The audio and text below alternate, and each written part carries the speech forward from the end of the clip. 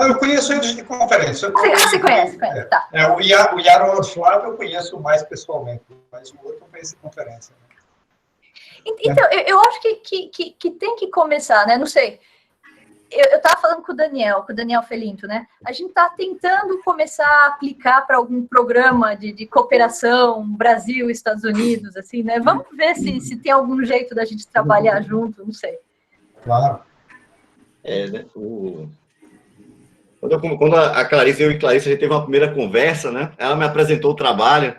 Aí eu falei, mas Clarice, você precisa dar um colóquio no departamento, porque a sua área envolve tantos temas diferentes, cheio de relação com espintrônica, com ótica não linear, com tudo. Tem que conversar com outras pessoas, que pode ter outras pessoas até mais próximas, né, do que se faz, né? Total, concordo em gênero, número e grau. Ô, Nádia, já começou a gravar, já? Já estamos gravando, pode começar. Então podemos começar, porque já vão 2 minutos além das 4 horas. Aí o Sérgio concorda.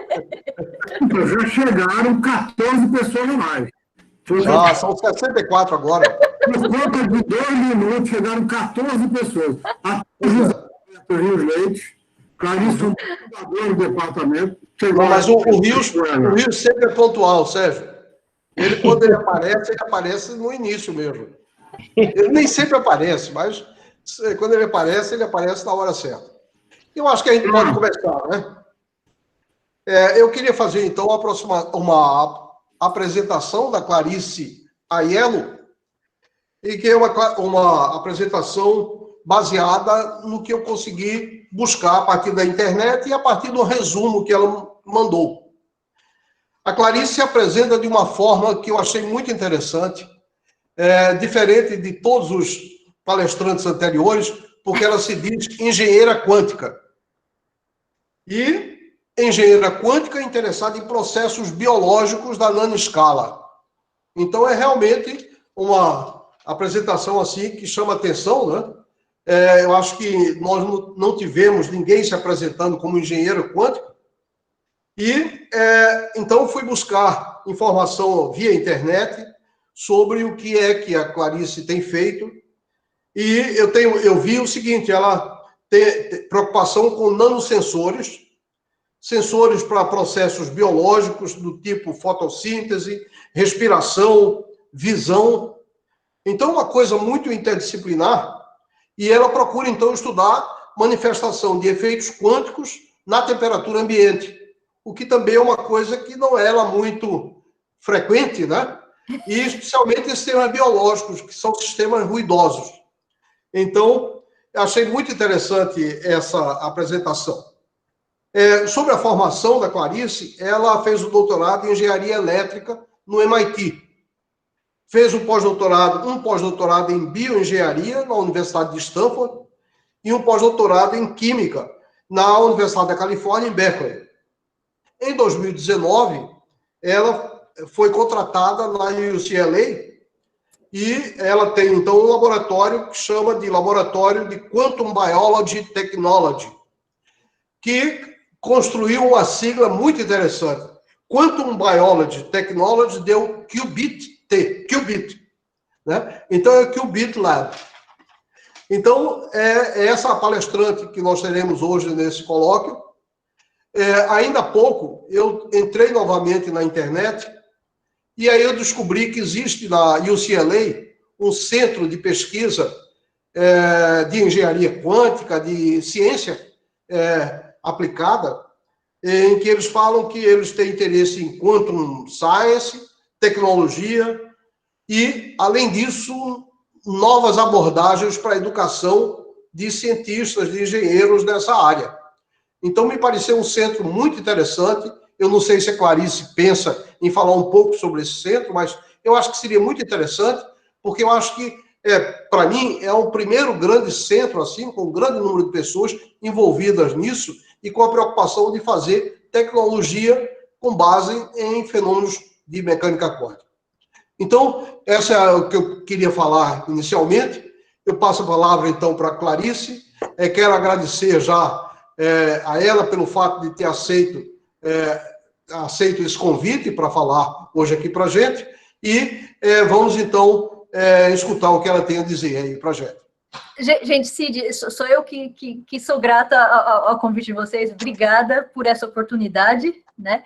E eu estou muito entusiasmada para a gente ver se tem algum jeito da gente trabalhar junto, né? Eu vou mencionar esse centro no final da palestra, eu não vou esquecer, né? Eu tenho uma pergunta, Cid. Como que a gente faz com perguntas? As pessoas podem... Porque, assim, eu sou super ok se alguém quiser me interromper. Normalmente nós pedimos que as perguntas sejam feitas no final.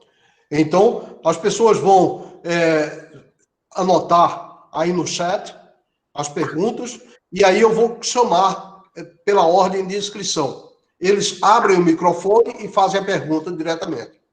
Tá bom. Então, ok. Tá bom, gente. Então, a palavra é sua. Vamos ver se... Ih, tá mostrando a minha tela, não? Está assim. Tá. Vocês estão vendo meu slide? Estamos. Sim. Uhum. Então, Tem tá como bom. aumentar um pouquinho isso. Engraçado que ele tá... Uhum. Tá pequeno, é? Tá um pouco...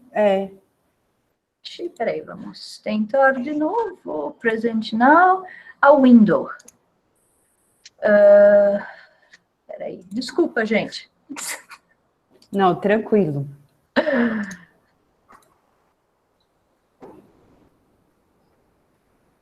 Ih, por que não tá mostrando só a minha tela? Ô, Nádia, ontem funcionou. Acontece. Mas se você colocar... Eu acho que se você puser no modo apresentação, ele ocupa a tela toda. Então, Ótimo agora. Oh, tá bom. Se vocês conseguem ver, vocês estão vendo isso? estamos, sim. Estamos. Awesome. Ok, gente, eu vou pedir para vocês, porque eu vou desculpa, mas eu vou falar em inglês com sotaque brasileiro, porque eu não sei se eu consigo, minha cabeça, fazer as correspondências de inglês para português. Então, é muito provável que eu fale inglês com um pouco de português no meio, tá? Mas, então vou lá. Ok. Obrigada. As Sid said, I like to call myself a quantum mechanic or a quantum engineer.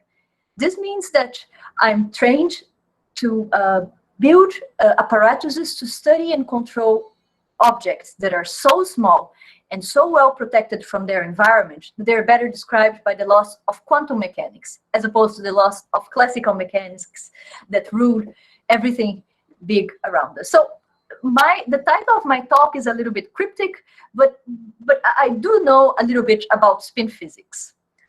So what about biosensing, right? I have to admit that I've never taken any biology course beyond high school. So why do I want with spin physics of biosensing, right? So before I explain where I'm going, I really need to tell you where I come from. So we're going to make a tour, and we're going to start by talking about really the nitty-gritty of quantum mechanics. And by the end of the talk, we will have talked about things of physiological relevance, such as organismal migration, how our body reacts to oxidative stress, and how cells interact with radiation. And also, in the end, we're going to see if we can learn with nature to build better technologies. And that's because I'm a quantum engineer who's interested in how quantum physics informs biology at the nanoscale. So to start my story, I have to open a parenthesis. This parenthesis will be closed at some point soon. And I have to start by saying that I think that humankind is obsessed with measuring things better, because it means that we understand those things better. So we can think about measuring better frequencies. This picture there is the picture of an atomic clock that helps us define what a second is. We can think about measuring better magnetic fields so that the image of your baby is better resolved. This is the image of the magnetic resonance image of a baby inside the mother's womb. And we could also think about, for instance, measuring better accelerations so that your gaming experience is enhanced. Such tiny nanofabricated accelerometers, they're commonplace now in all our video games and cell phones. But the question that I ask is, what happens if the quantity that you want to measure is very, very small? Or worse, what happens if the object causing the quantity to be measured is very, very small? I'm going to argue that in this case, you need a tiny little sensor that is able to measure tiny little things. And if the sensor is tiny, let's make it very, very tiny. Let's make it quantum. There's actually a whole body of mathematical arguments that I won't go into that actually prove that if you measure a quantity with a quantum object, your measurement is improved. In other words, the sensor quantumness enhances the measurement. I am going to briefly describe two technological quantum sensors that I worked with in my past. And those two technological quantum sensors have many similarities that we're going to talk about a little bit at the end. Okay? But let me start with trying to do some really sensitive magnetic field sensing with a single spin in diamond. So this is, I did this as my graduate work, and I'm positing that, yes, we can make a single spinning diamond behave as a very sensitive, very good magnetic field sensor. And as you know, physicists like to think about spins, like spin states with an arrow, right? Arrow up or arrow down, which only mean two different energy states of this merely quantum property called spin that actually measures how an object interacts with magnetic fields. This single spin that I'm going to talk about, it's actually, it comes in the form of a crystalline defect in the diamond lattice.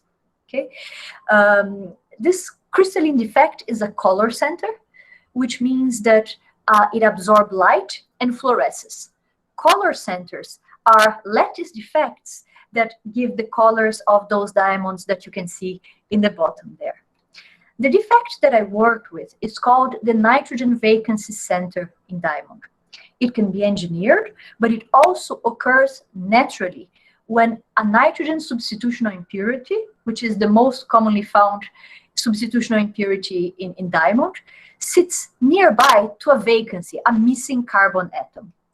And the cool thing is that when you look at this atomic scale compound, there are many electrons interacting in unpaired electrons, but as you calculate the quantum energy levels of this mess of atoms, it's very interesting because the quantum energy levels look like the energy levels of a single spin.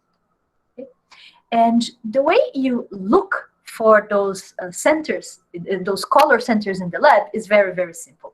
You put a diamond slab on top of a moving stage, and this diamond slab doesn't need to be special or anything. Actually, the very first diamond slab that we got had been discarded by someone who makes jewelry, right? So right now you can engineer those diamonds, but crappy diamonds will do as well. You put this diamond at room temperature on top of a moving stage, while you shine light of an appropriate frequency onto the sample. And as you're scanning, the moment that you hit one of the effects, it's a color center so that it absorbs the light and then fluoresces and then emit light that we can then collect. In increasing zooms, this is what it looks like, okay? And at the top and at the bottom right picture, you can actually see the fluorescence of one effective single spin. Okay, so the spin, the atomic defect, the crystalline defect itself is way smaller than this blob that we're seeing here, but this blob is diffraction limited. Okay, but nevertheless, it's the fluorescence of one single spin, which is quite remarkable. What's even more remarkable is the fact that this defect in particular, and that's going to be very important for the later part of my talk, this defect has what we call a quantum state dependent fluorescence intensity. This means that just by looking at how strongly that blob is fluorescing, you can actually know if the spin is up or down. And that's super remarkable. Okay? That is, we can learn about the quantum state just by looking at the fluorescence of the spin. And as I promised, this spin can be put to use as a magnetometer in the following way. There I draw the two energy levels of this spin. And if you're curious, usually this resonance is about, it is in the microwave, right? And it turns out that one of those energy levels is insensitive to the presence of magnetic fields, okay? Whereas the other one is sensitive to external magnetic fields. This means that if this spin sees an external magnetic field, the level 0 doesn't care, whereas the level +1 will actually be detuned by a tiny quantity that I'm calling delta, okay? And of course, delta is proportional via the Zeeman law to the strength of this magnetic field. So here's the catch, and as someone who has a little bit of background in electrical engineering, I find it very remarkable because measuring magnetic fields is actually mapped onto a signals problem. It's measured onto the problem of measuring a detuning delta from a known resonance, okay? And this I find remarkable because engineers and physicists have known for decades how to measure detunings from resonances. So that's all there is to it, right? There is no magic to it. But there is a catch. The catch is that this only works while the quantum properties of this spin last. That is, while this spin is well described by the laws of quantum mechanics. Everything that is born quantum dies classical because of interactions with the environment, so that at some point this spin ceases to work well as a quantum mechanical object. For naturally occurring diamond, this time before the spin loses its phase coherence, also known as coherence time, is about 2 microseconds at room temperature and in the bulk, which in the solid state community, that's extremely, extremely long. But as I said, all that one needs to do then is try to keep this spin in a quantum state for longer and longer so that you can keep acquiring your signal, right? So it's really a Fourier transform sort of thing. You only get signal for, you can only acquire signal up to a certain point in time, and the longer you acquire the signal when you Fourier transform, the better your frequency resolution is going to be. So all that people do in this field of coherent control of quantum interactions is to try to apply electromagnetic fields in order to extend the quantumness of certain quantum objects, right?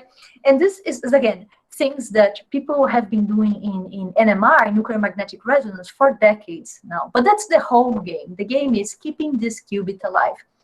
The big picture is thus to have a tiny little sensor that could be brought into very close proximity to a tiny little sensor, to a tiny little sample, and be able to measure very tiny, say, magnetic fields.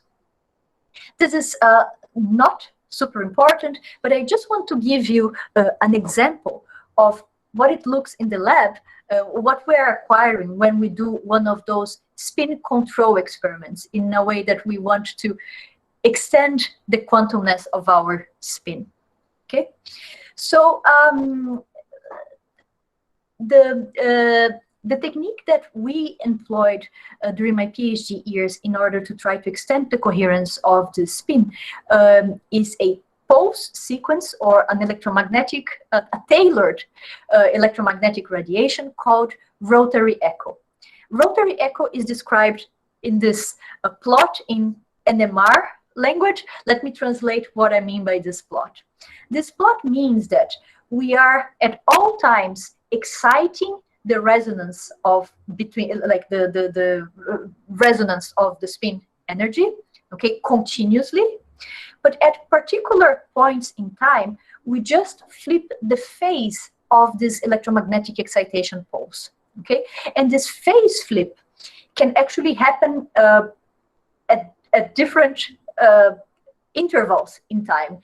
And actually, we can show that depending on this phase flip interval, we can have different, for those of you who have a background in this, we can get different noise protection, different decoherence sources protection, depending on the interval between flip times. Okay, so this rotary echo has nuclear magnetic resonance origin, and it's known to be able to correct for imperfections in your microwave, imperfections in your excitation.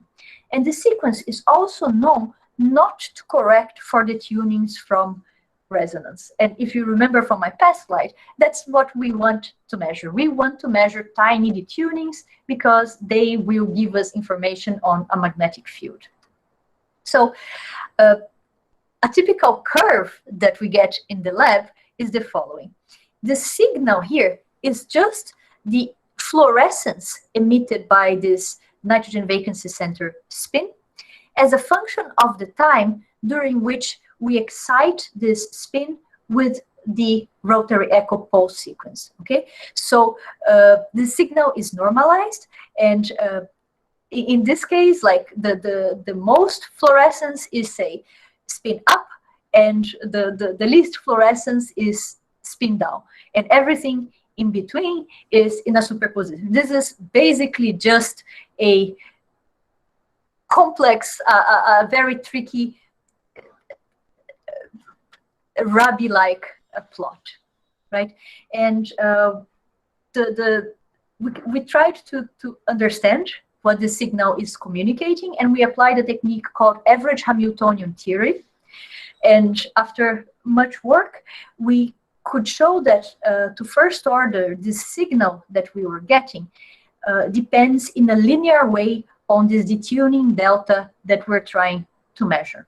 Okay, so we understand what this NV center is spitting back as a function of the detuning of the magnetic field that it senses.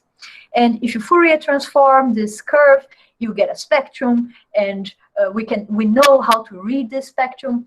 And to cut a long story short, here with the signal, we are sensing a magnetic field, which is about 1/10 of the magnetic field of the Earth. But that's really not important, I assure you.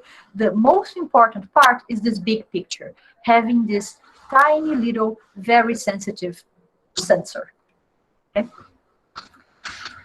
But there is another, and this may come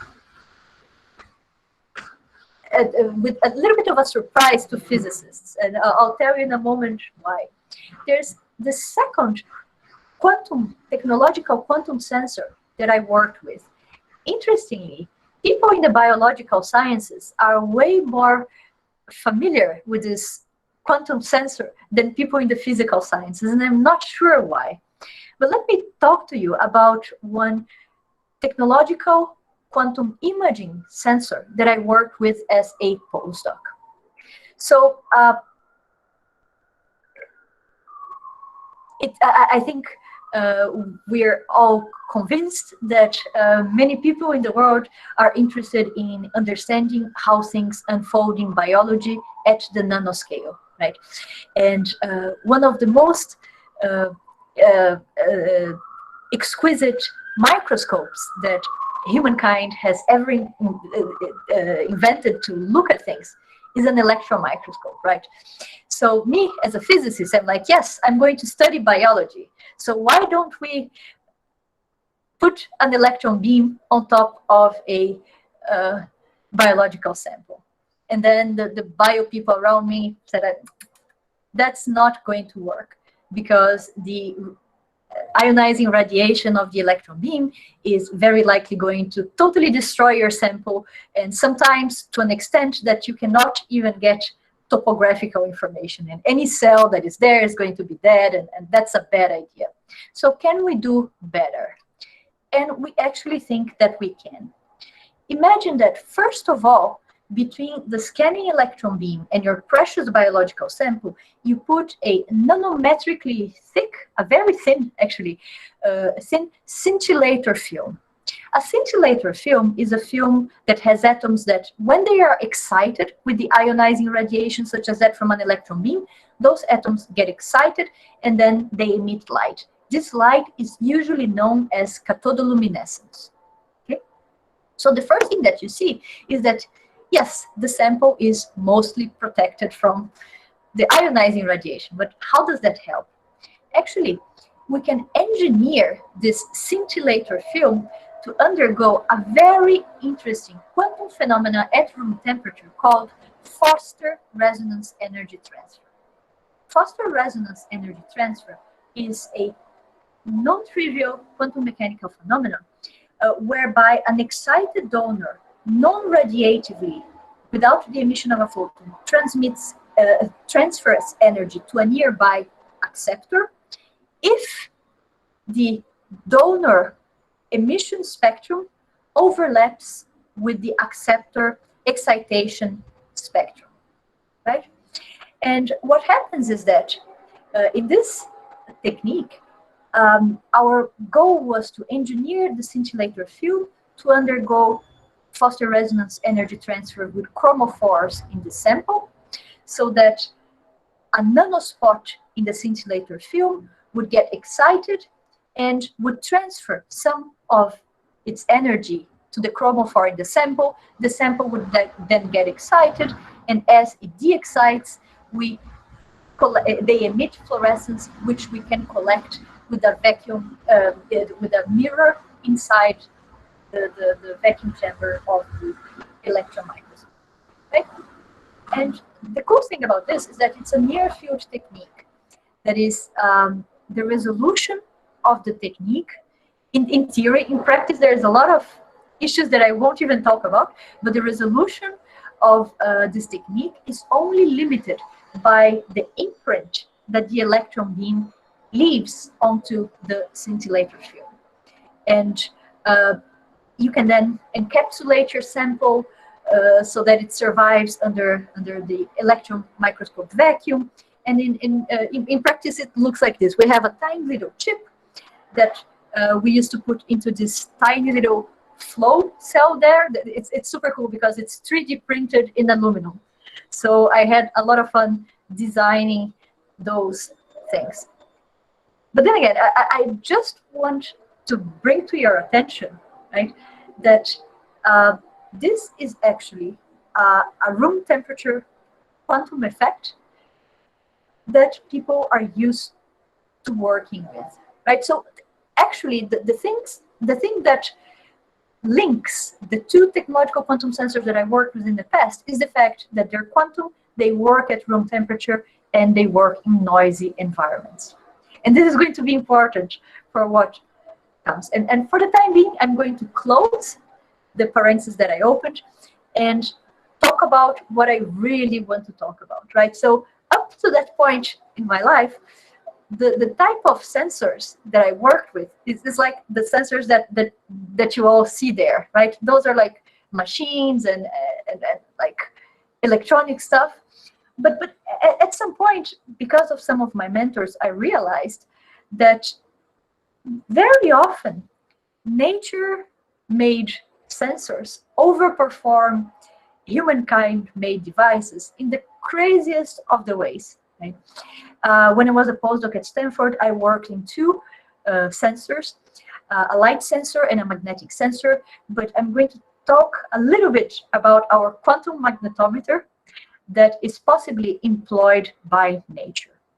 And in order to talk about the biology at the nanoscale, I actually need to talk about the biology at the nanoscale, which is in fact chemistry, right? And I'm going to start talking a little bit about chemistry, but it's spin chemistry. Okay, and I have to start by saying that it's been known now for decades in a field called radical chemistry that magnetic fields can alter the final products of a class of chemical reactions that involve spin-correlated electrons. And spin-correlated electrons, I'll show you in a minute. I only mean that those electrons are entangled for a short time. Okay, so let me. Can someone give feedback? Can you guys see my spins here in my camera? Yes. Awesome. Okay, because Yes. I have some props, right? Let me tell you how such a phenomenon is known to work in basic chemistry, right? In chemical reactions. So imagine a fluorescent molecule, right? When the molecule starts being populated with electrons, right? You end up with electrons like at the same energy, being in the same orbital, being one up and one down because of the Pauli exclusion principle. Imagine that this is the outer shell of this fluorescent molecule. Upon excitation with a photon of enough energy, one of the spins gets promoted, and then it de-excites and emits fluorescence, right? So sometimes for certain reactions, upon absorption of a photon, this spin gets excited, and before it de-excites, it meets a free charge, a free spin. And free spins are one of the most commonly found free radicals. Free spins are one of the most commonly found things in chemical reactions, right? So here's the catch. Since photon absorption is spin conserving, in the cases when this guy here meets with a free charge, they need to start in a singlet state, because this guy and this guy were in a singlet state to begin with. It turns out that singlet states are just another name that we can give to one possible entangled state, right? So those two spins in chemical reactions, they start in a entangled state. Here's another important thing. The local magnetic field environment of this free electron is very different from the local magnetic field environment from this guy here. This guy here is usually strongly hyperfine coupled with nuclear spins in the molecule where it came from. Okay? So key point is that in the presence of a weak magnetic field, right, this guy is not going to care because it's stronger, more stronger hyperfine coupled, but this guy will actually change its Larmor precession.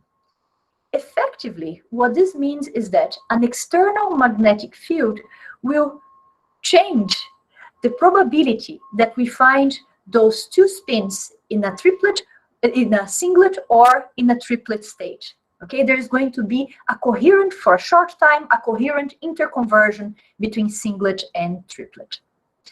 It turns out that some chemical reactions, they are spin dependent. This means that they proceed through one branch if the spins are measured by the environment to be in a singlet state, and the reaction continues through another branch if the spins are measured by the environment to be in a triplet state. The point is that the final products of those two branches are different.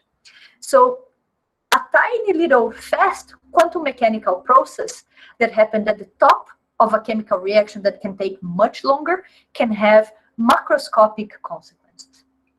Again, this is absolutely demonstrated at room temperature, in solution, in the gas phase, in the solid phase, and for magnetic fields as small as the magnetic field of the Earth. A quick analogy that some people make is the following, right? So, and this is the bottom left picture there. If you want to engage the tiny help of a fly to tip a rock to one side or the other, well, if the rock starts at its thermodynamic equilibrium state on its flat edge there, a fly sitting on one side or the other is not going to make a big difference. But if you start in a state of unstable or of a thermodynamically non-favorable state, like with a rock on its edge, then the fly landing on one end or the other end might actually have a macroscopically measurable impact. And it's in this sense that tiny little quantum interactions, right, might make a difference. And I think that the cool analogy here is to think about a rock at its edge as something that is quantum and that will eventually and very fast possibly decay into a classical state, which is more an equilibrium state, either up or completely tipped. Then again, this is absolutely proven in chemistry.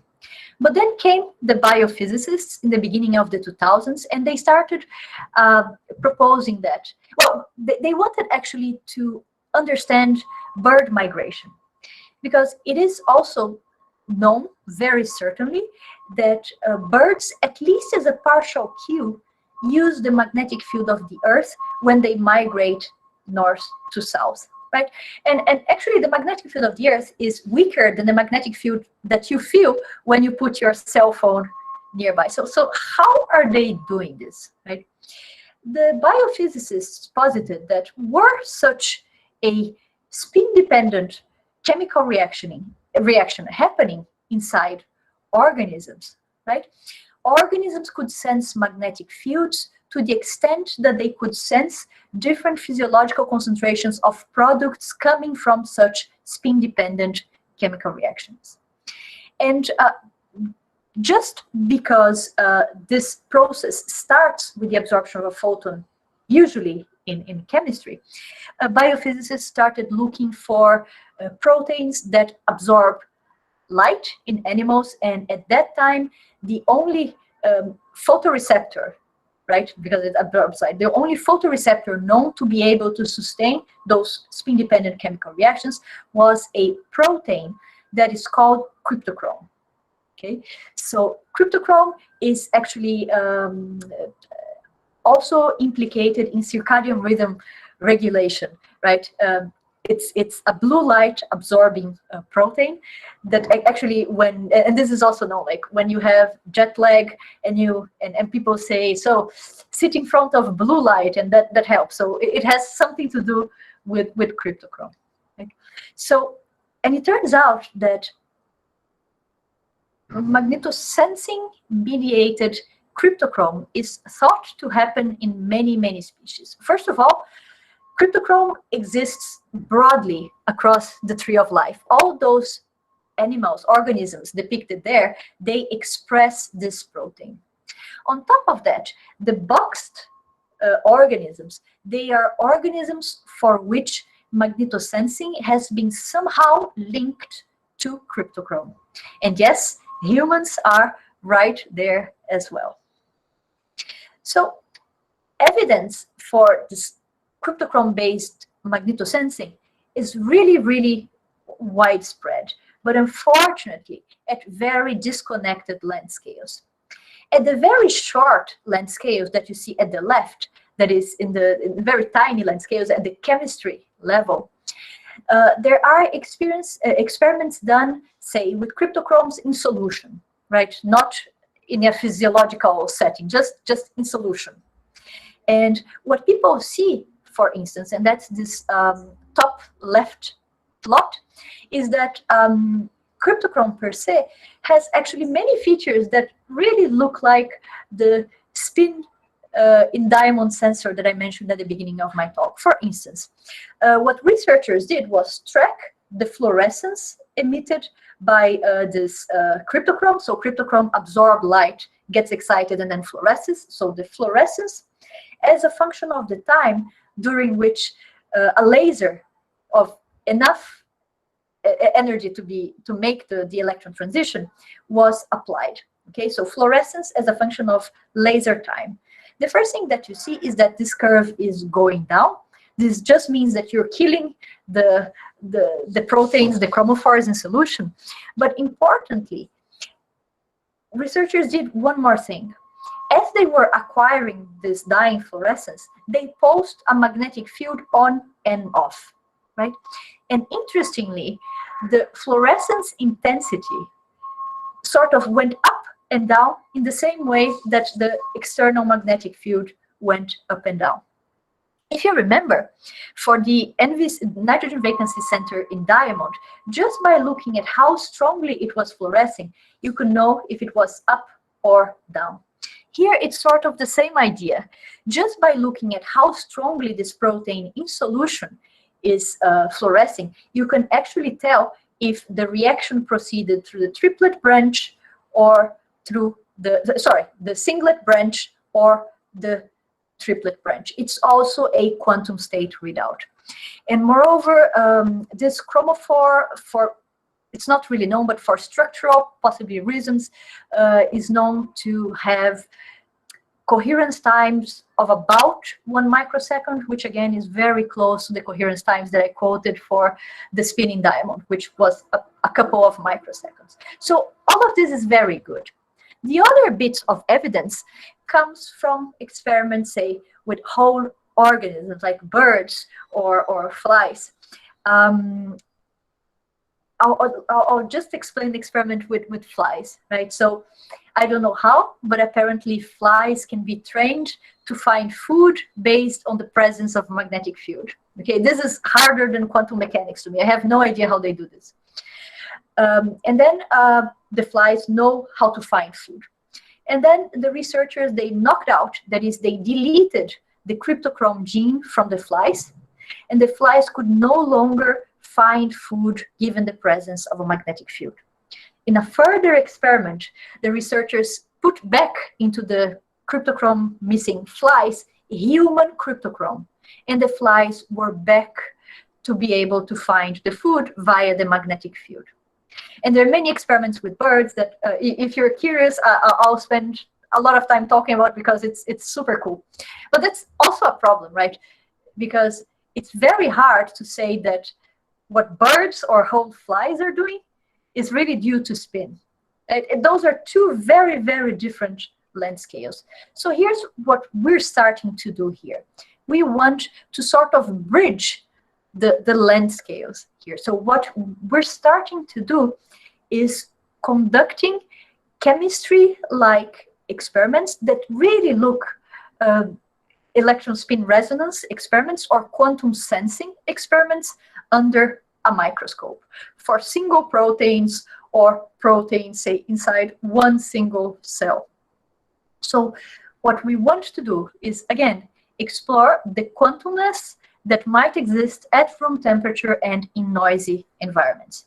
We want to either establish or refute that this living quantum sensing is actually happening, right? Because if those things that I'm arguing, like the spin physics that is known from chemistry, if those things are happening inside organisms, right, this means that organisms really are, for a short time, acting as living quantum sensors. And that because of that, we might use the tools of quantum mechanics to actually start studying those living quantum sensors. I won't talk about this. This is just some technical things that we're developing. I just want to mention that the experimental approach is really driven by mathematical models, right? So we do numerical simulations of open quantum systems, right? So the simplest model that there is the following. The simplest model includes 3 spins. It's a pair of electron spins that start in an entangled state, but which otherwise do not interact. This spin is free, and this spin is hyperfine coupled to a extra nuclear spin, okay? And by using those 3 spins, and also by taking some data about the chromophore that makes cryptochrome fluoresce, which is a flavin, by using the photophysics data from this chromophore, we can start actually to make predictions for future experiments. Okay, I'm going to talk about one prediction that we made, but other people also made a similar one. So look, please, at this top right plot there. Okay, there I'm plotting the magnetosensitivity that I'm going to define in a minute as a function of an external field that cryptochrome might see. By magnetosensitivity, I mean, like, given a magnetic field strength, direction, and frequency, how good is the protein in the eyes of the observer using the photon tools that we have? How good is the protein at distinguishing between the singlet and the triplet pathways? If for a certain magnetic field strength, direction, and frequency, the probability of the electrons being found in one branch and in the other are like 50-50, for that field, the protein is not very magnetosensitive. But if for another field, 95% of the times the reaction continues through this, and only 5% of the times it continues through this branch, that's a pretty good magnetosensitivity. So I average all this the magnetosensitivity over all angles, as one would find in proteins in solution, and plot this. This is a simulation as a function of the strength of an applied field. The first thing that you see is that this curve is not monotonic. It goes up and down. Okay. Surprisingly, the exact parameters depend on the numbers that we plug in, but the highest point of the magnetosensitivity of this protein is predicted to be very close to the magnetic field of the Earth, okay, which is either a coincidence, or it means that maybe those things evolved to work better in the environment, right, where it evolved, right, that it sees. The second thing that you see is that at, like, say, 10 times the magnetic field of the Earth, which is still not a super strong field, this magnetosensitivity has gone down. This means that for this spin process, going to larger magnetic fields does not mean that you have an enhanced effect. That's the opposite. And the way that I like to look at those things is like this whole compass mechanism, right, only works because this guy reacts differently from an external magnetic field than this guy here. And that's why they pick a different phase. If you start applying larger and larger magnetic fields, the local magnetic fields environment sort of, they become less different between this guy, which is hyperfine coupled, and this guy that only sees the external magnetic field. So that in the end, those are not too different anymore. Right? So then again, those are just predictions, and it would be super cool to take those data experimentally. And I'm almost done. I need to tell you that what I find more fascinating, actually more than organismal navigation, is the fact that there is relatively good evidence now at the macro scale that very similar spin physics that I just explained to you might be behind other biologically relevant phenomena, such as the metabolic regulation of cells. Okay? The metabolic regulation of cells, the growth of stem cells in planaria, and also the yield of DNA repair. In one experiment, which is this first paper in this slide, let me tell you what physicists did. So bio people have this magic device that they call a metabolic analyzer. So basically you put a plate of cells inside, and I'm not sure how it does. It does some sort of mass spec probably, and you can get metabolic information from the plate of cells, okay? How the cells are performing in their respiration and physiological functioning. Physicists shielded one of those black boxes, put a plate of cells inside, and applied a tiny magnetic field inside. And what they saw was that just by changing the field direction, and actually they changed the frequency at some point, two experiments, but the simplest one is just by changing the magnetic field direction, they actually saw macroscopically changes in respiration levels and in the extracellular acidification rates in a way that is actually consistent with a spin mechanism, not in cryptochrome actually, but having to do with the regulation of reactive oxygen species, okay? And the same spin physics is known to happen in reactive oxygen species, radicals, spin radicals involving oxygens. Again, there's this, and there's also the fact that many technologies also might be driven by the same spin physics, right? So can we start taking the coherent control of spins using magnetic fields? Can we start thinking about ways to improve or drive even biology, or to build better technology, right? One of the things that I'm very excited about is the possibility of driving physiology based on spin physics. Imagine that by trying to do if you understood what spin physics does metabolically at the nanoscale, maybe by controlling spin physics, you could actually get a macroscopic result away, say, from disease. And I find that very enticing to me.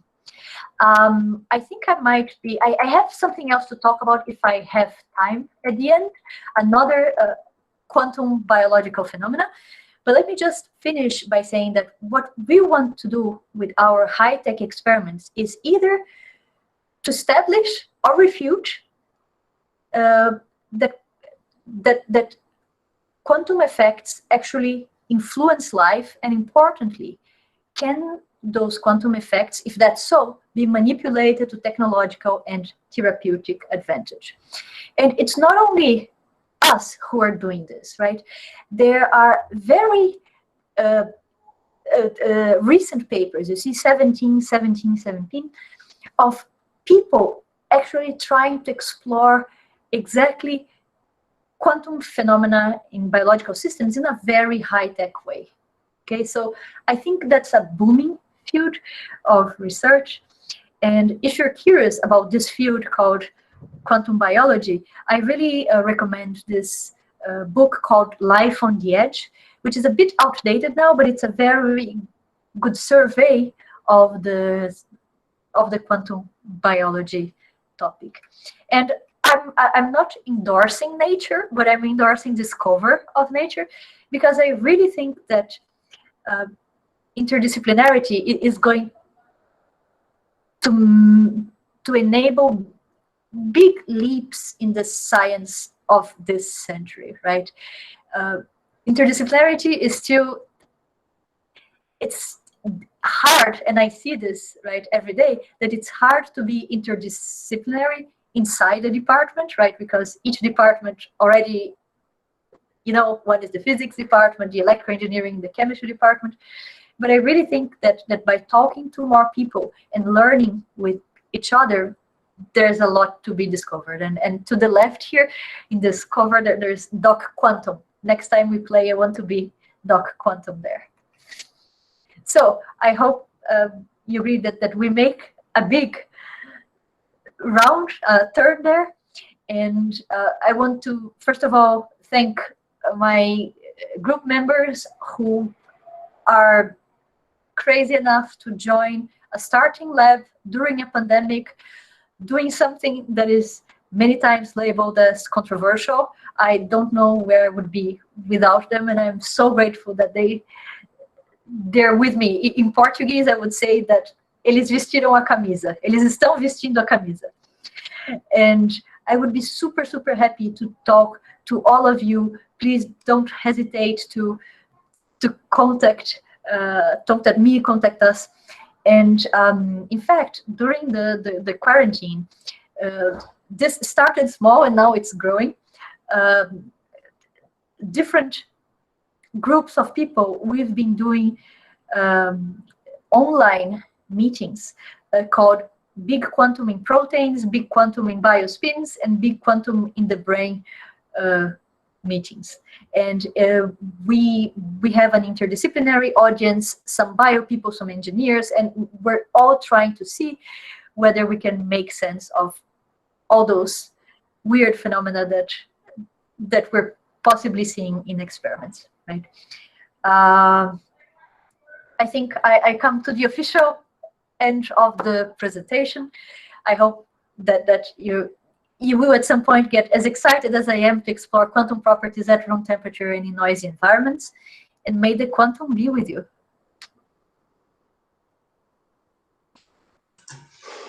Ok. Clarice, thank you very much. Oh, desculpa, agradeço a apresentação. Agradeço a apresentação e proponho aos colegas que assistiram para abrir o microfone e agradecer com palmas a apresentadora. Obrigada.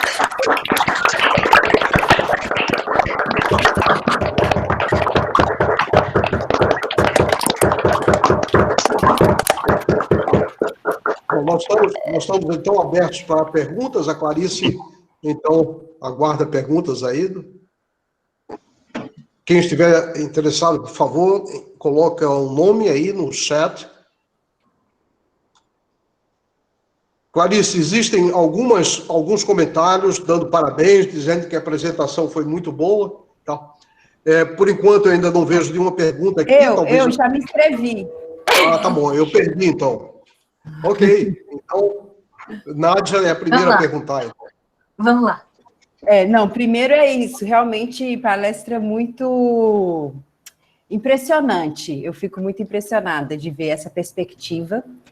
E aí eu fiquei intrigada com uma coisa, porque você fala desses estados singletos que podem ser formados, mas como que você conseguiria realmente verificar que você tem um estado singleto dentro de uma amostra, sei lá o que seria, quando você explicou o modelo matemático, estava no olho do pássaro. Eu falei, nossa, como é que eles vão medir o singleto, se está de fato singleto? Então, a gente não quer medir no pássaro, né? Esse que é o negócio. A gente quer medir na nanoscala, né? Porque é um passo muito grande. E da química para o pássaro, né? Esse que é o problema. As pessoas não acreditam nesse negócio exatamente porque tem muita diferença de escala, né? Nas células, tem diferentes jeitos de medir singleto e triplet. Tem alguns marcadores de fluorescência que esse é um jeito. Alguns marcadores externos de fluorescência eles se atacham aos singletos ou aos triplets. Então, olhando a fluorescência desses marcadores, a gente pode medir. E a segunda coisa, que é o nosso plano original, é exatamente medir a fluorescência do negócio. Porque o passo importante, você está vendo ainda? Estamos. Tá. Cadê? O negócio é que se você, naturalmente, não se sabe se isso ocorrer, né? Não se sabe se são muitas moléculas que são excitadas uma vez ou se é uma molécula que é excitada muitas vezes. Mas, efetivamente, não faz diferença. Mas, o negócio... Cadê o negócio... é que você está vendo aí a fotofísica da flavina, né, dentro do criptocromo. As rates, voltando para o estado inicial, são diferentes. Então, se você tem esse processo se você excita a fluorescência continuamente em uma molécula, ou uma vez em um monte de molécula, efetivamente, a quantidade de fluorescência que você observa te dá informação de qual desses caminhos foi tomado. Tá. Porque porque minha dúvida é quase tipo assim, se de fato precisa ter emaranhamento, entendeu? Eu entendo que quando você fez a descrição aí das setinhas, você modela uma coisa que você acha que vai estar no estado emaranhado, mas aí na hora de ir lá e verificar, né? Então, sim, tem outros... o negócio do estado emaranhado, esse é o modelo mais comum que se usa. E a coisa conveniente desse modelo é que você fala, começou emaranhado, então ele consegue fazer uma conversão coerente. Sim, sim. Em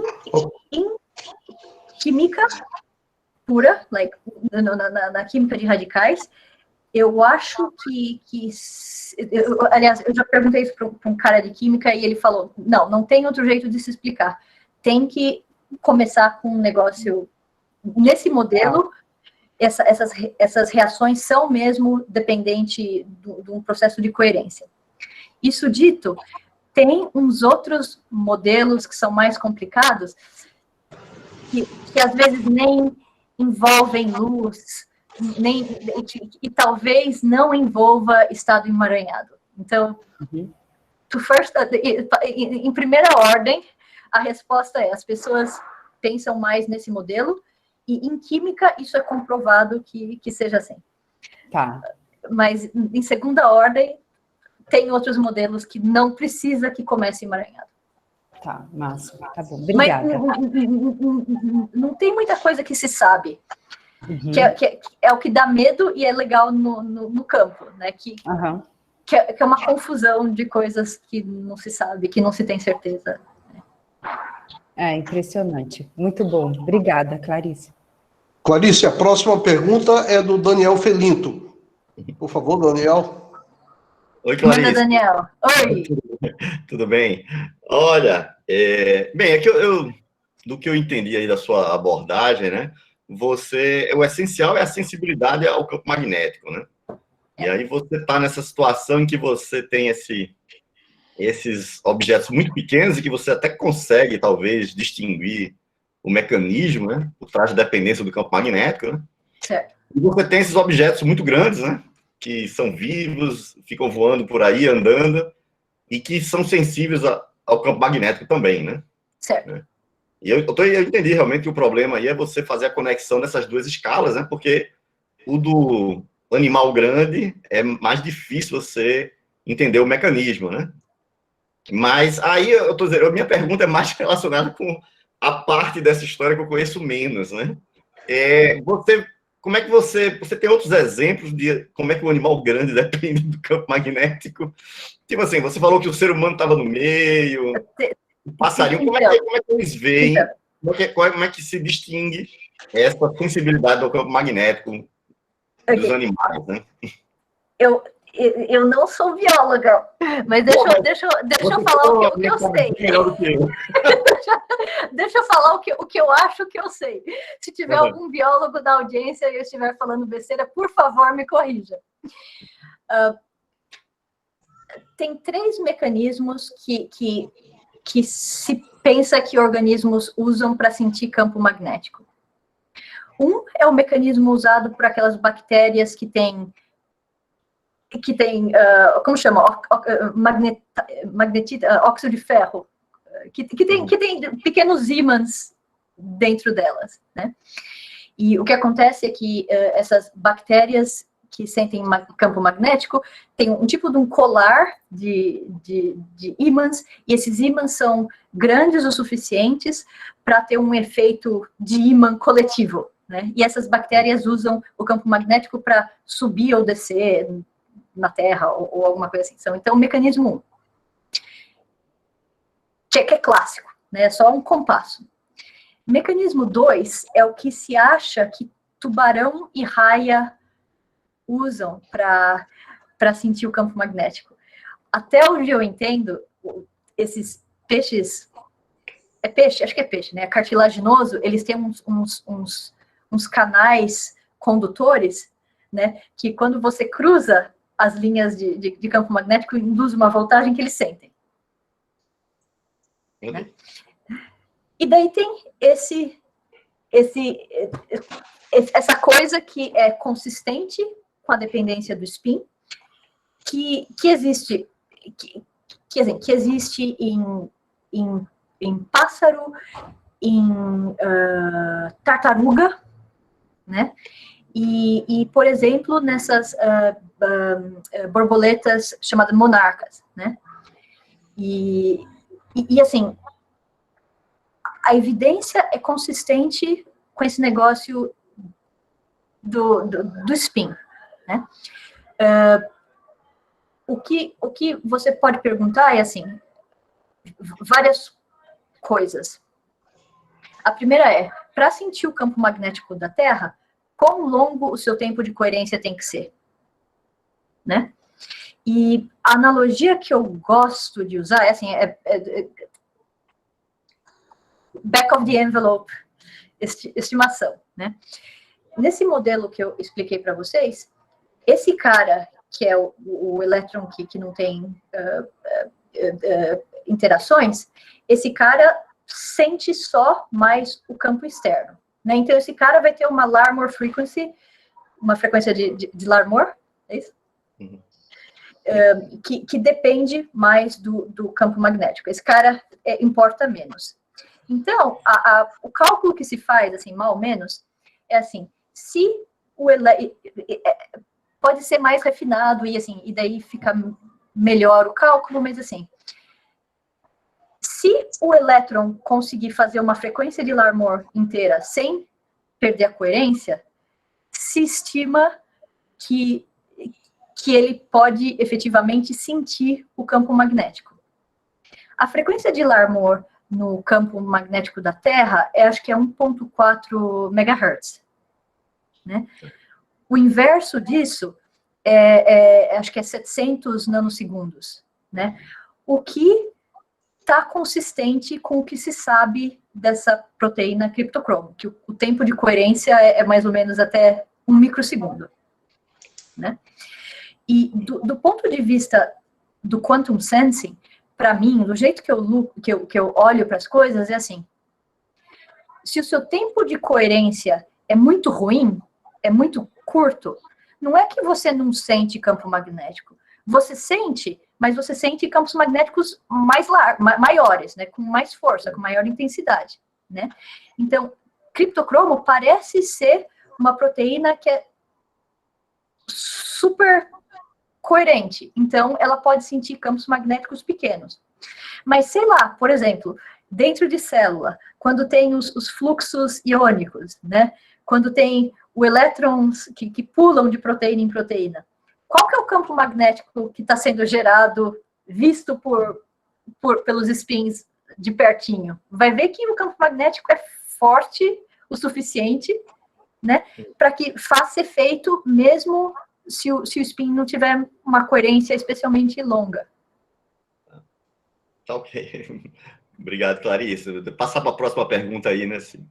Sim, a próxima pergunta é do Rios. Oi, Rios. Prazer. Rios, por favor. Olá. Eu acho que meu microfone está aberto, não é, Clarice? Tá. Bom, agradeço. Aprendi, foi ótimo. Tenho uma pergunta. E é de natureza um pouco genérica. Mas você, como área e conhecendo pessoas, pode talvez me ajudar. Eu acho que ainda na primeira metade do século passado, o Erwin Schrödinger, o cara da mecânica quântica, escreveu aquele livro, What's Life? O que é a vida?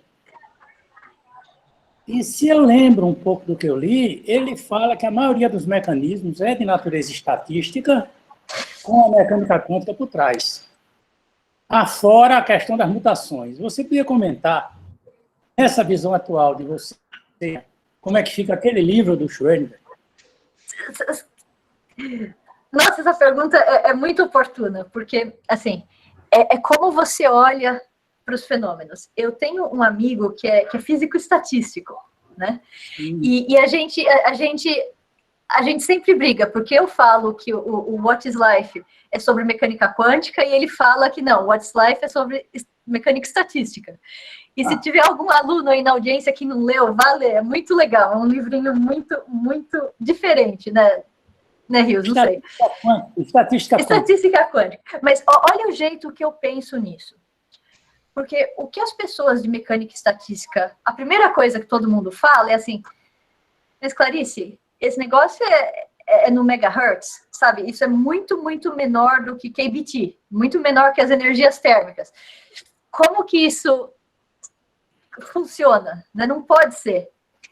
A resposta que eu dou, eu não sei se isso é uma eterna discussão, né?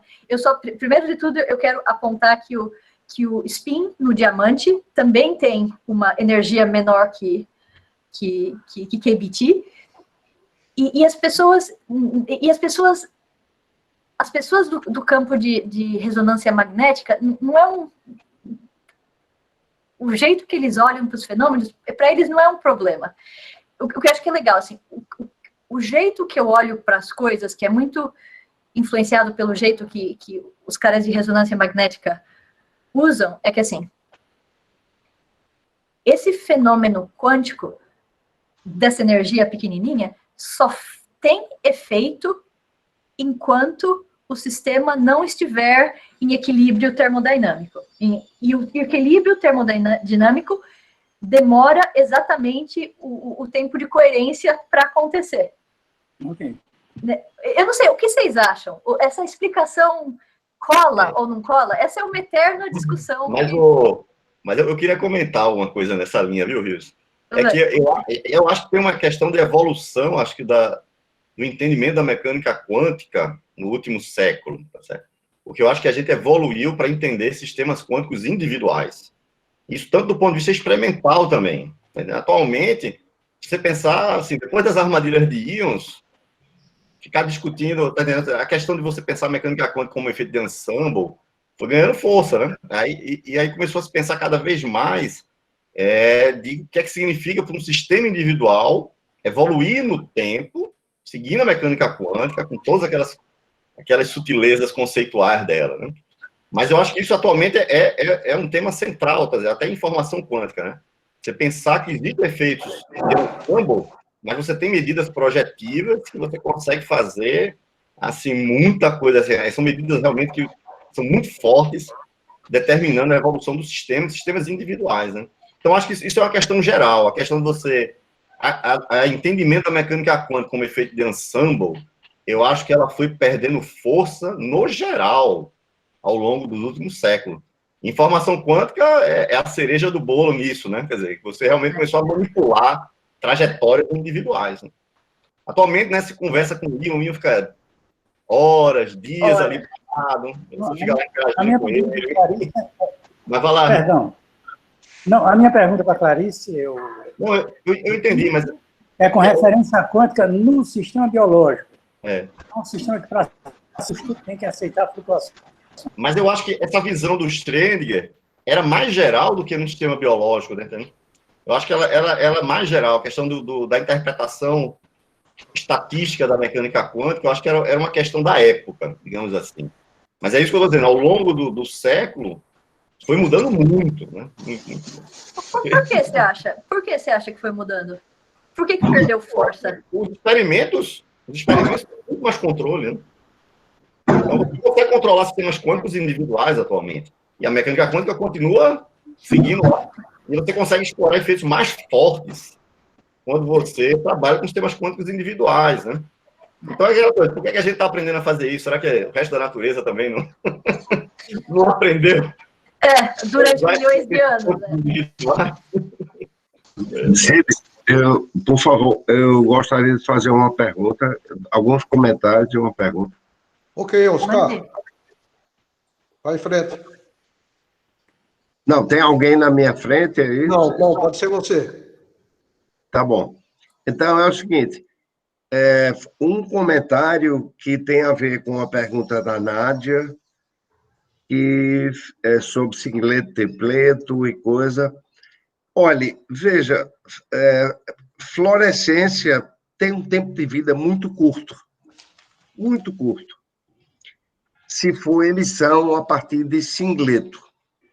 Se for emissão a partir de tripleto, luminescência, como Clarice falou, o tempo de vida é muito mais longo.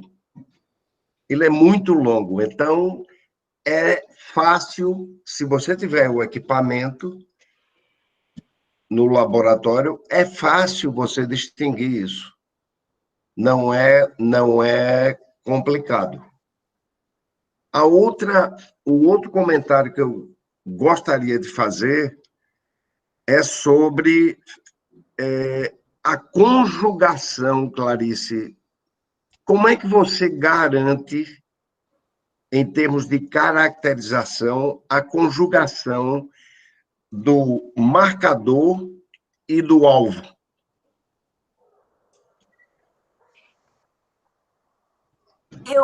Eu não sei o que você quer dizer com conjugação. O que você quer dizer com conjugação, Oscar? Desculpa. Então, veja bem, para fazer, tudo bem, você está usando os spins, campo magnético, mas para fazer isso, você tem que conjugar o marcador com o alvo, ou seja, com a molécula biológica, com a proteína e tal, etc. Inclusive, isso tem a ver também com a pergunta do Daniel, que é o seguinte, porque normalmente esses alvos têm camada fechada, são moléculas enormes, são moléculas biológicas e são de camada fechada, então não tem campo magnético, são diamagnéticas. E aí, mas independentemente disso, como é que você garante a conjugação do marcador com o parou de como é que eles se ligam? Como é que eles se ligam quimicamente? A minha resposta para isso é: eu não tenho a menor ideia. Eu bato na porta do químico e peço para ele. Eu não sei, e é por isso que o nosso... a primeira tentativa que a gente vai fazer vai ser por ver a fluorescência nativa, né, que nem você estava falando, porque o tempo de vida dos diferentes caminhos são diferentes. Só isso. Olhando na intensidade da fluorescência, a gente vai fazer o tempo de vida. E isso é o que se faz no Optically Detected Magnetic Resonance, né? O que é um negócio muito legal, que olhando a fluorescência, que é a mesma coisa que acontece no spin no diamante. Só olhando para a intensidade da fluorescência, você faz o Quantum State Readout. Né? Mas sobre a conjugação, eu não faço a mínima ideia. De verdade. Tá. Desculpa. Tá, não, é importantíssimo isso, é bonito, foi belíssima a sua apresentação, e eu sugiro que conversar com os químicos. Não, sim. Não, com certeza. Não, e esse que é o negócio. Todo dia eu tô falando com um químico aqui, um biólogo aqui, um engenheiro ali, e tá todo mundo aprendendo, né? Tá todo mundo aprendendo. Isso é que é importante. Tá, obrigado, Clarice. Belíssima a sua apresentação. Legal te conhecer, Oscar. Clarice, eu tenho uma pergunta aqui muito longa do Eduardo Padron. Ele diz que está sem microfone e sem câmera, portanto, ele escutou a apresentação e escreveu 2 perguntas aqui que eu vou transmitir para você. Mande. Então, a primeira pergunta primeiro, ele escreveu assim: há um microscópio eletrônico no experimento. O campo magnético é gerado pelas lentes objetivas de um microscópio eletrônico e não é homogêneo, e de alguns Tesla. Como é que poderia interferir nos resultados? Essa é a primeira pergunta. A segunda é: a espessura do filme cintilante, scintillator film, seria um problema para detectar a radiação do material biológico? Sim, então, a gente não está usando o microscópio eletrônico. Eu trouxe para vocês a minha história com os Technological Quantum Sensors só para dar uma ideia que esse negócio de quantum sensing em temperatura ambiente não é tão louco como se pense, né? E, então, nos nossos experimentos atuais, a gente não tem campo magnético. No experimento que eu fiz com o microscópio eletrônico, né, a gente estava querendo só fazer a imagem do espécimen biológico que a gente tinha. A gente não estava querendo ver campo magnético. Mas a pergunta de quão grosso o negócio do scintillating film é muito importante. Eu não mostrei os dados para vocês, porque os dados eram ruins e não interessa para essa palestra, mas tem um bruta problema de fazer o matching do índice de refração do espécimen biológico e do filme cintilante, né? Porque tem um monte de luz que, né, tanto de excitação como de fluorescência coletada, que se perde, porque o índice de refração da amostra é bem diferente do filme. Mas ele estava perguntando também da grossura, né, do filme. Escolher a grossura é uma arte em si, é uma arte aplicada em si, porque se você faz o filme bem fininho, né,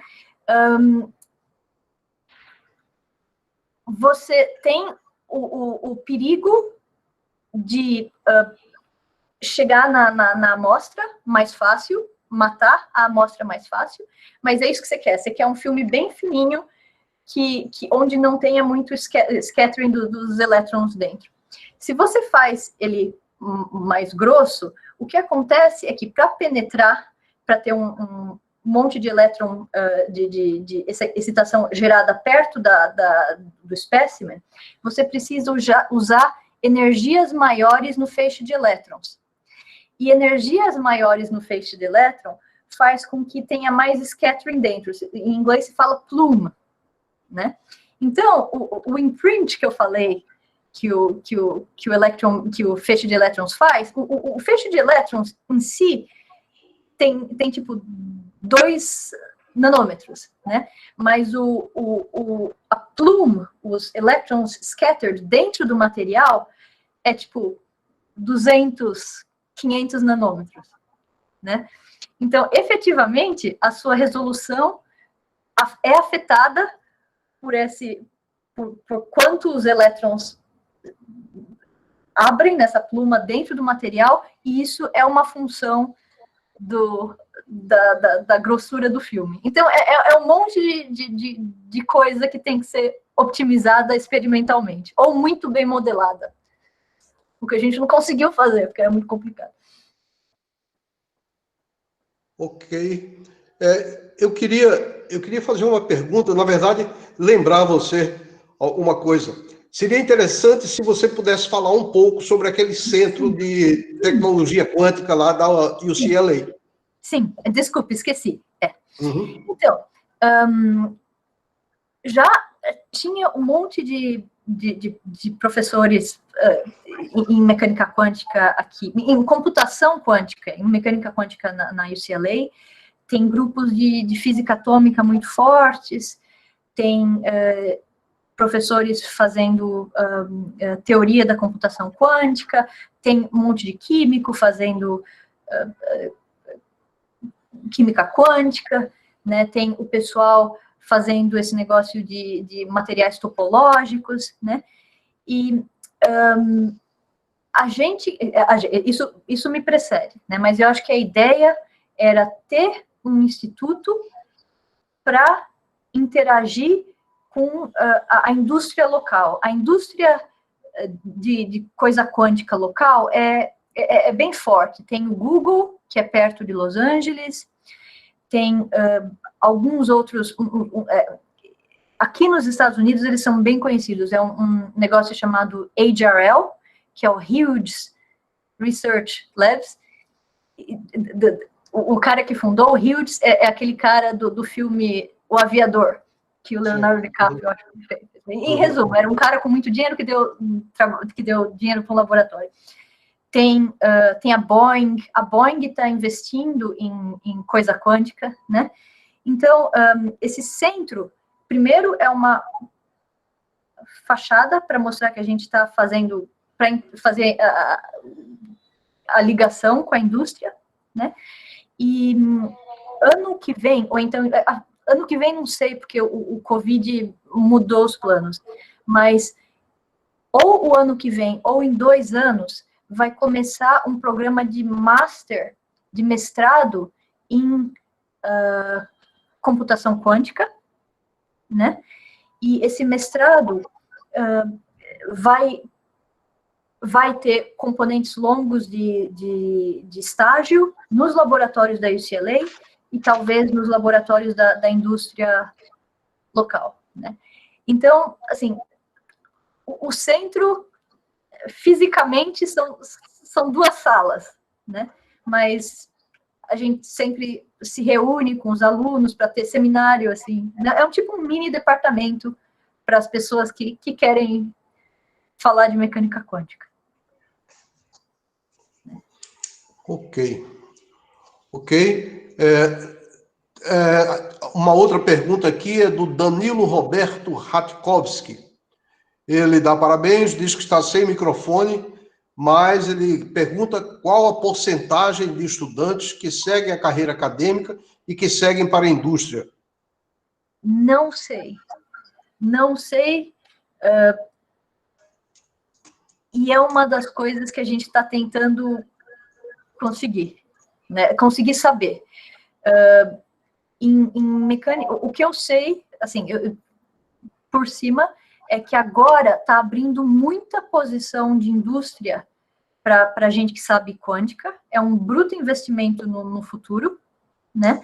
Porque tem a Amazon, tem um monte de empresa que está começando a contratar tanto gente experimental como gente teórica, né? Então, se você me perguntasse há 10 anos atrás, era assim, todo mundo que saía da academia ia fazer outra coisa, né? E quem ficava fazia mecânica quântica. Mas agora eu acho que está mudando, o que é interessante, né? E o Danilo não mencionou, mas eu vou mencionar, que é um negócio que eu me preocupo, que normalmente as ciências quânticas não são muito diversas nem inclusivas, né? Tem muito pouca minoria, né?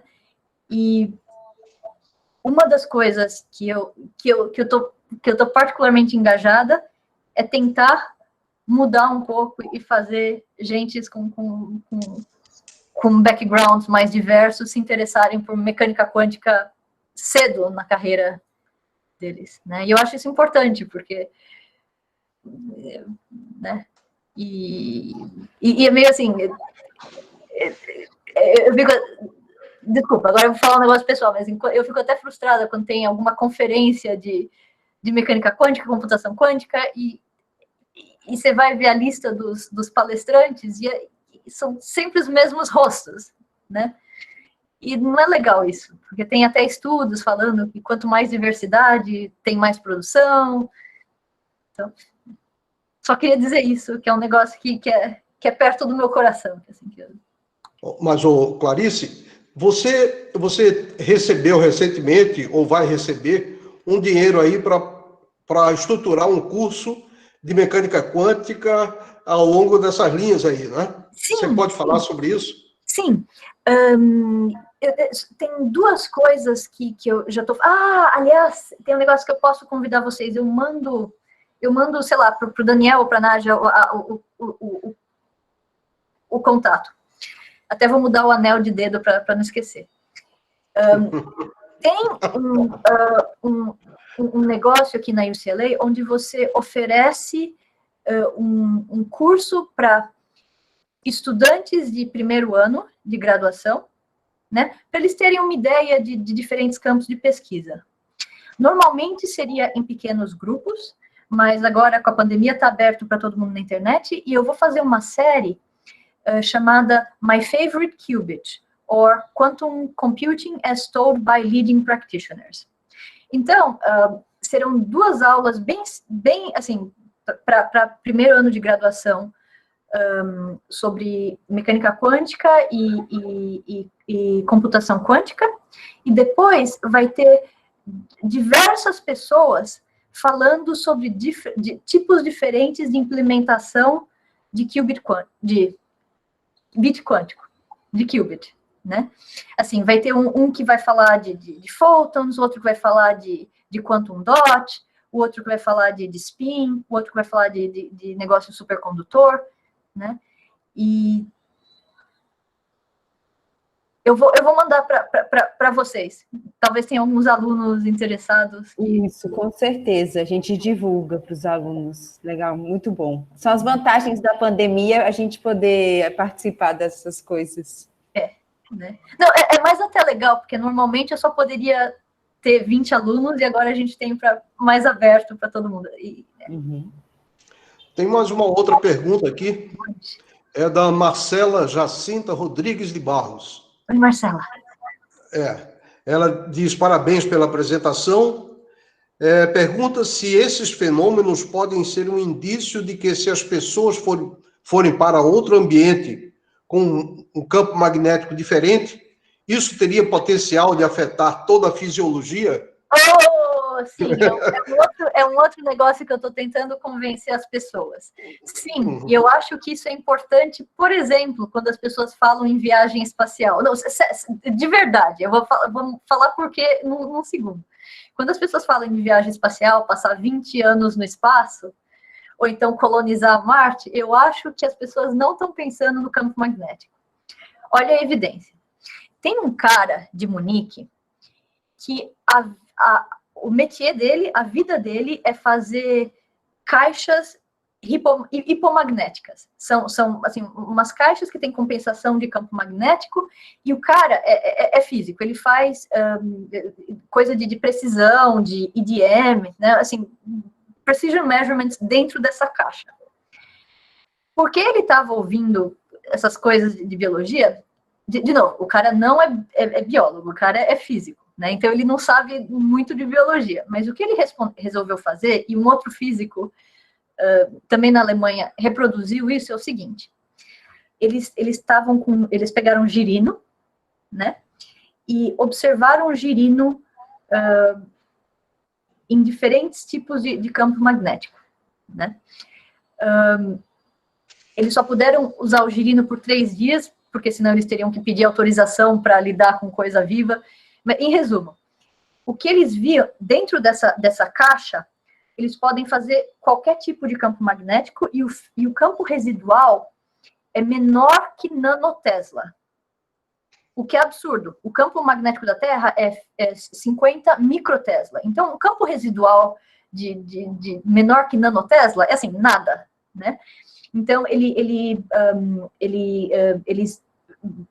viram o desenvolvimento do girino em campo magnético sem nada e fazendo dentro da caixa um campo magnético da Terra. Eles, com a bobina deles, né?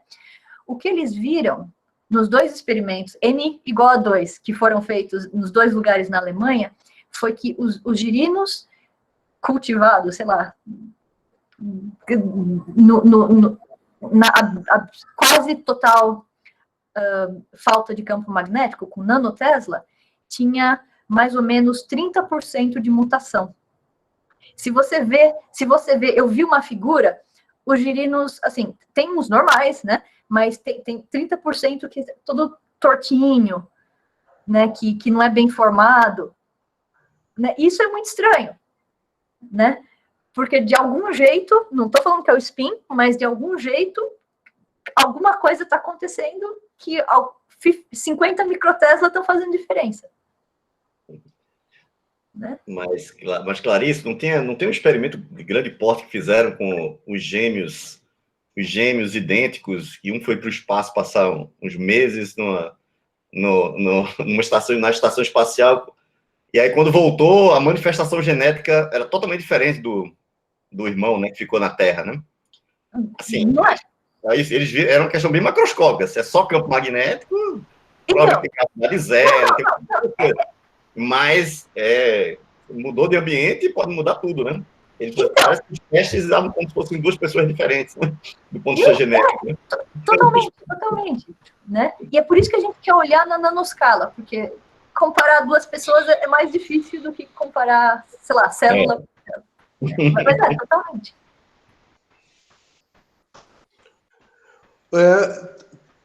Tem mais uma pergunta do Antônio Azevedo. Oi, Antônio. Pode falar, Antônio. Clarice, parabéns pela apresentação, muito legal.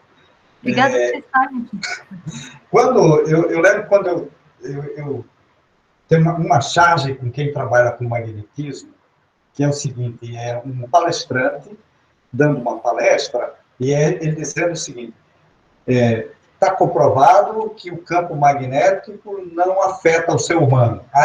Aí você olha para a plateia, está todo mundo com a cabeça torta, né? Então, a pergunta é a seguinte, o campo magnético da Terra tem alguma evidência que ele influencia o humano de alguma maneira? Né? Porque a evolução mostra que o humano se espalhou pela Terra e nada disso... Né? Eu gostaria que você fizesse um comentário, por favor. Então, a gente tem a proteína. Se a proteína tá fazendo alguma coisa fisiológica, não se sabe, né? O que eu acho legal é que, assim, se a proteína tá lá, talvez a gente consiga controlar a proteína para fazer alguma coisa que ela não sabe mais fazer, que ela esqueceu como fazer. Eu acho que isso é legal, né? Que, assim, o handle tá lá, o apoio tá lá. Vamos usar isso mesmo que não tenha sido usado. A segunda comentário é assim, tipo, é que nem o micro-ondas, tipo, a gente sente micro-ondas? Não, mas se a gente botar a cabeça dentro do micro-ondas, a gente vai... né? Então eu não sei, né? Talvez a gente sinta e não sabe, não sei. Essa é uma das questões que são super interessantes, né? Que eu acho. Mas, obrigado e parabéns. Antônio e Clarice, e o campo magnético da Terra não está invertendo? Então, isso vai ser Já muito ia comentar disso, fiquei curiosa, queria saber o que a Clarice fala disso. Então, eu não sei, mas eu já fui perguntada isso. Eu nunca achei um estudo, mas o que já me perguntaram, e eu não sei se estão medindo, é se o negócio de migração dos organismos muda de acordo com... Seria muito legal, né? Ver um negócio assim. Bom, eu acho que eu fiz a última pergunta, não tem mais ninguém inscrito aqui. Eu gostaria de saber se mais alguém quer fazer pergunta. Se não, vamos aproveitar e agradecer novamente a palestra da Clarice Ayala. Peço então que abram os microfones para nós aplaudirmos novamente.